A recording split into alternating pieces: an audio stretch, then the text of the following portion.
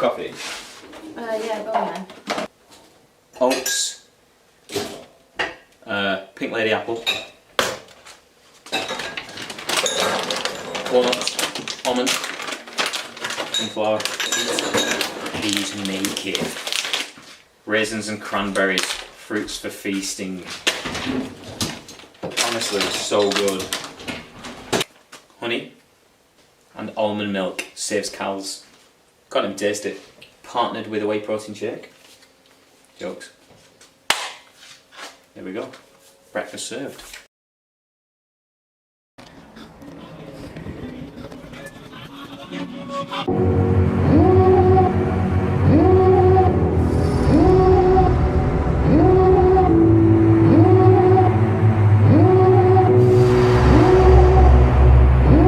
Devil in a red dress. Call 911, I'm a killer. You know I hate to confess.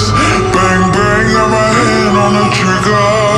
The devil in a red dress. We start off with Sumo Deadlifts here, which is probably my strongest lift out of all the key lifts. Next on the list is the incline bench press. Chest is not a strong point for me, so always trying to hit the upper clavicular head of the chest. Next week when I move up for this lift, that'll probably be an all-time personal best, 82.5 for 8 to 10, so I'm pleased with the progress on this one.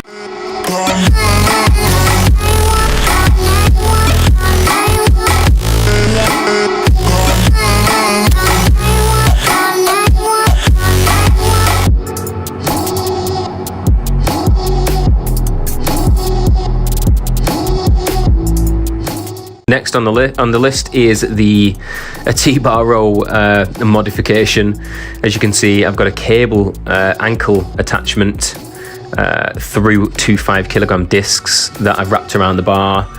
Obviously I can't anchor the bar in, so it's just between the mat and the rack. And I've stood on a plate just so that I can increase the range of motion a little bit, because as you can see, the weight disc at the top is hitting the chest, so I'm losing out on a little bit of range of motion, but I've covered it at the bottom. Nice stretch there. Actually feels really good, this movement as well. I don't have any cable machines, so hitting the triceps is pretty much all dumbbell barbell work. So with this variation, I like it because it's a different kind of stretch. It's kind of similar to the skull crusher, but the skull crusher goes over the eyes or kind of behind the head, whereas this one is underneath the chin, and I feel quite a lot of a stretch around the elbow, just behind the elbow, lower elbow of this one, to thicken up that bottom area. I mean, it's hitting all the triceps, but each tricep exercise will favour one area more than the others. And to be honest, with this one, I find that instead of it hitting the long head, when your arms above your head, you hit the long tricep head, it's hitting more of the lateral head, which again, as mentioned before, is more of the weaker area of my triceps. I need to bring out that outside head.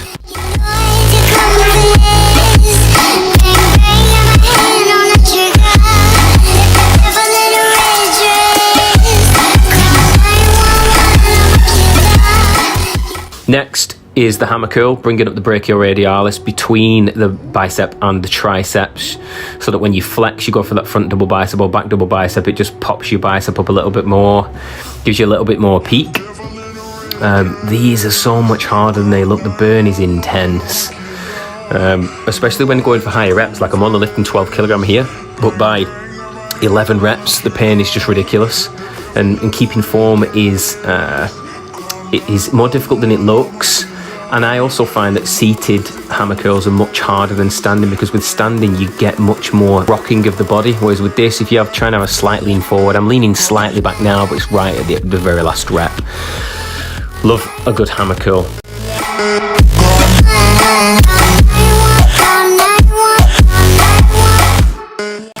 and of course trying to bring out the chest as much as I can. Again, I don't have access to any machinery or any cable machines, so for me at the moment it's just your flat and incline dumbbell flies. You'll see that I'm a bit lopsided on these, and I'm actually thinking about what I'm doing as well at the time.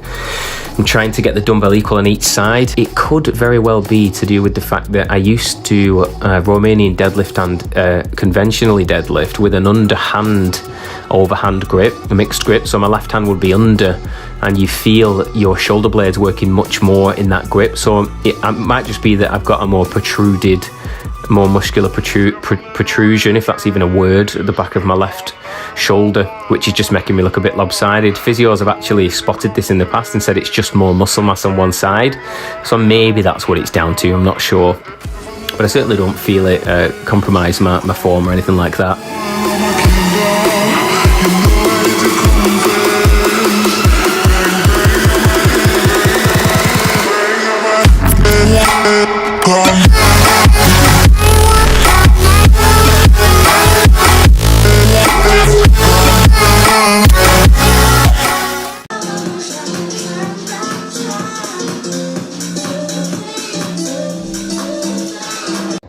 Does anyone else's misses?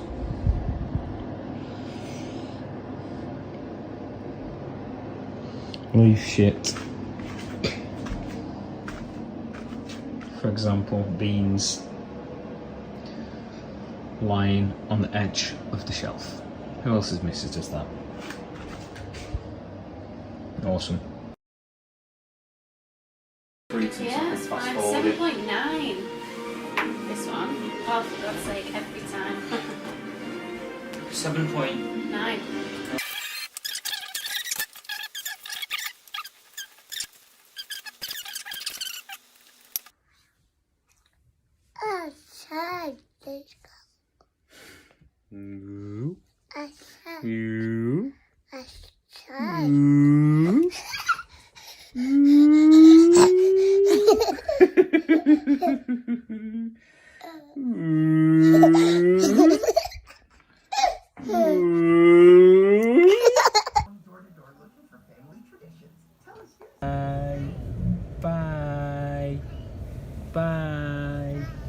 Welcome to the next video. This one is about whether you should bulk, perma-bulk, or should you cut? Very common question that we get asked.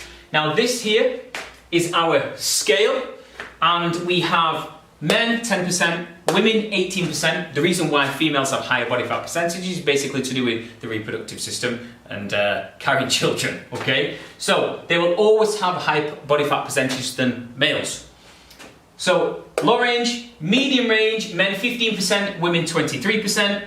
High range, men 20%, women 28%.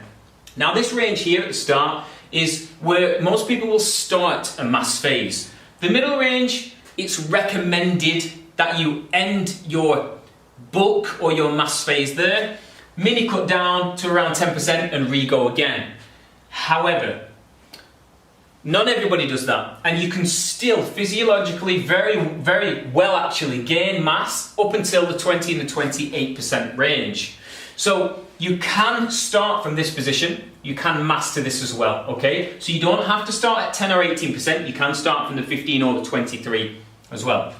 Now, the reason why this phase is recommended in most cases to finish your mass phase and mini cut down to 10 or 18% body fat is because of the issues that come with higher body fat ranges. So a higher body fat means longer cutting phases. This means longer time in a deficit, not trying to gain mass, gain muscle tissue. And it also means a higher chance of muscle loss the longer we have to diet for, okay?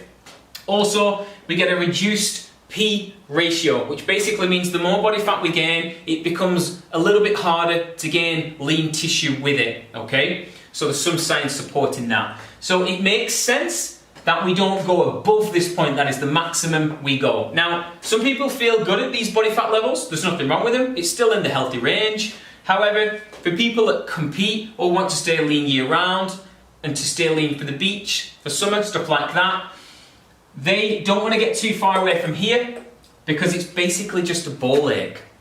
to diet longer. So we want to keep our bulks or our mass phases compared to our fat loss phases, a 4-to-1 ratio. So for example, if you was to mass for 8 months, you would mini cut for 2 months. If you mass for 4 months, you mini cut for 1 month. Never any more, because we want to spend a maximum amount of time massing.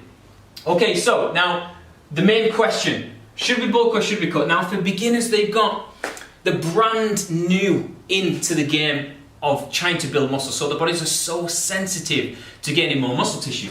So it is recommended that they spend 6 months establishing the strength training foundation and tidying up their food. This alone will have a significant impact on body composition, losing fat and gaining muscle simultaneously. Okay? What this does is it will increase your total daily energy expenditure, again, significantly. So you'll burn more fat at rest with more lean tissue on your frame. So without even thinking about going into a deficit, your body will be almost borrowing fat to funnel through to help the muscle building process, okay?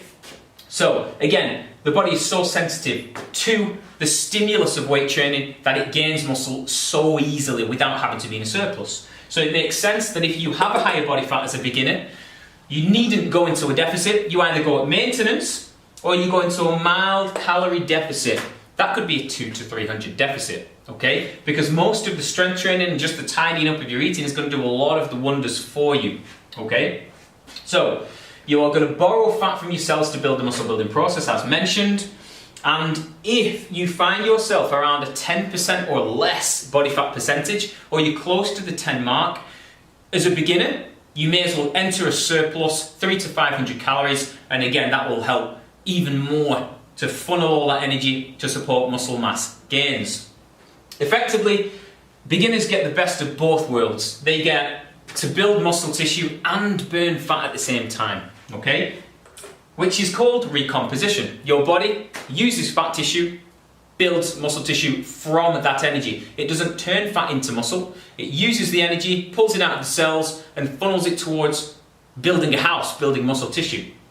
Now, unfortunately for us, intermediate to advanced lifters, this, whether we bulk or cut or mass or cut, becomes very body fat dependent. So if you've 2 to 3 years of lifting under your belt, you're not so sensitive to muscle gains anymore, unfortunately. So this is where you have to choose the pathway. Do you want to burn fat or build muscle tissue? You have to make a decision when you are intermediate plus to advanced, okay? The body, especially if you are 10%, if you're any less than that, you absolutely need a surplus, okay?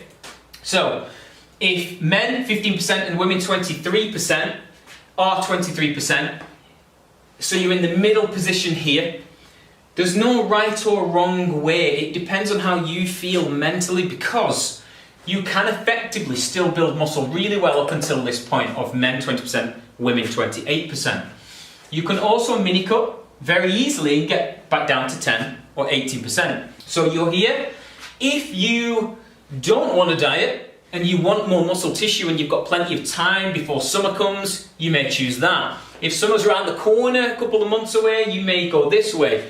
But just know that both ways can work. You can absolutely gain muscle very effectively up until this level, but anything past that, and things start working against you logistically, you don't want to get too far away from the lean weight that you want to be, because it's just an absolute, it messes your head up. You'll be low on energy for too long, your hormones start coming into the equation, metabolism slows down, muscle potentially can be lost more easily. So start here, end here, and if you're in the middle, you can choose which one you would like, okay? So, I've mentioned the ratio of massing to cutting. Don't change month to month.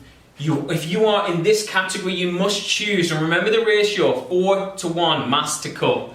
If you keep interchanging month to month between the two, you will not gain muscle tissue. You'll just train hard, and then you'll cut, and you'll hardly have anything to show for it. We need months and months and months of weightlifting, of progressive overload under our belt to see the muscle change, okay?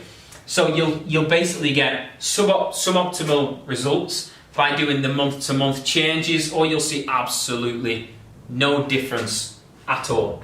Okay? So, we hope that helps. We hope that clears up your pathway to your goals and which one you like, because we know it can be quite confusing. Okay? But nice and simply, if you're 10 to 18%, it's a good idea to go on a mass. If you're 15 to 23%, it's generally recommended to head back down. And if you're 15 to 23%, it depends very much on your goals. If you still feel you've got muscle gain to have, or your training is going super well and you're progressing all of your lifts, you may carry on to this weight, okay? But now you have a good idea of how this works and how you can implement it into your life and to your goals. We hope that helped. Ooh, it's time.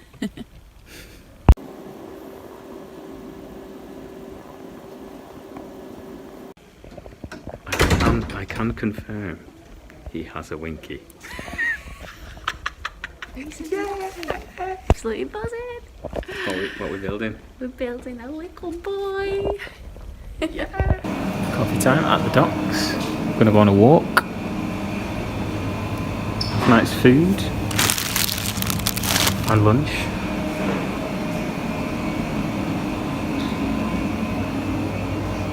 We're on a walk and we've literally just found out that we have a baby boy cooking away in that oven. So we're buzzing, excited. Gonna pick Monkey up and then we have got the baby reveal. So that should be cool.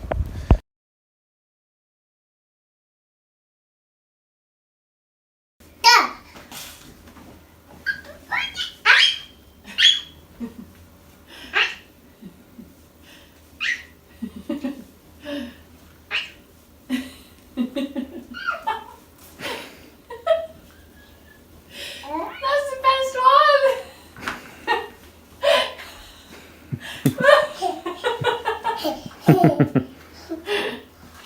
Like, subscribe, don't forget, it's the comment that gives the YouTube algorithm love. So give it a comment anything, thumbs up, ask me a question, whatever, let me know your thoughts on how you thought the video went.